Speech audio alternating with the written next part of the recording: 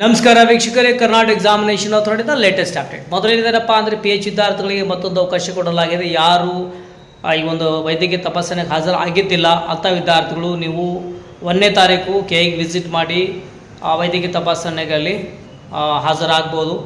ಮೊದಲು ಆಲ್ರೆಡಿ ಹಾಜರಾಗಿದ್ದು ಒಂದು ವೇಳೆ ನೀವು ಎಲಿಜಿಬಲ್ ಆಗಿಲ್ಲ ಅಂದರೆ ಮತ್ತೊಂದು ಯೂಸಲಿ ನೀವು ಅವಕಾಶ ಕೊಡೋದಿಲ್ಲ. ಅಂದರೆ ಮೊದಲು ಹಾಜರಾಗಿದ್ದರೆ ಈ ಸಲ ಮತ್ತೆ ಅವಕಾಶ ಇರೋದಿಲ್ಲ. ಯಾರೂ ಆಗಿಲ್ಲ ಆ ವಿದ್ಯಾರ್ಥಿಗಳಿಗಿದೆ. ಮತ್ತಿನ್ನೊಂದು, ಯಾರೆಲ್ಲ ಈ ಒಂದು ಸ್ಪೆಷಲ್ ಕ್ಯಾಟಗರಿಯಲ್ಲಿ ಎಲಿಜಿಬಲ್ ಆಗಿದ್ರು ಅದು ಲಿಸ್ಟ್ ಸಹ ಬಿಟ್ಟಿದ್ದಾರೆ. ಓಕೆ, ಆ ಒಂದು ಲಿಂಕ್ ಕಮೆಂಟ್ ಸೆಕ್ಷನಲ್ಲಿ ಕೊಟ್ಟಿರ್ತೇನೆ, ಅಥವಾ ವಾಟ್ಸಪ್ ಚಾನಲ್ಗೆ ಜಾಯ್ನ್ ಆಗಿ ಅಲ್ಲಿ ಯೂಸಲ್ ಅಪ್ಡೇಟ್ ಎಲ್ಲ ನೀಡ್ತಾ ಇರ್ತೇನೆ. ಓಕೆ, ಮತ್ತು ಆಮೇಲೆ ನೀಟ್ ಸಂಬಂಧಪಟ್ಟಂಗೆ ಮಾರ್ಕ್ಸ್ ಎಂಟ್ರಿನೂ ಬಂದಿಲ್ಲ, ಇನ್ನು ಲೇಟ್ ಆಗುತ್ತೆ. ಓಕೆ, ಜುಲೈ ಫಸ್ಟ್ ವೀಕ್ ನೀವು ಎಕ್ಸ್ಪೆಕ್ಟ್ ಮಾಡ್ಬೋದು.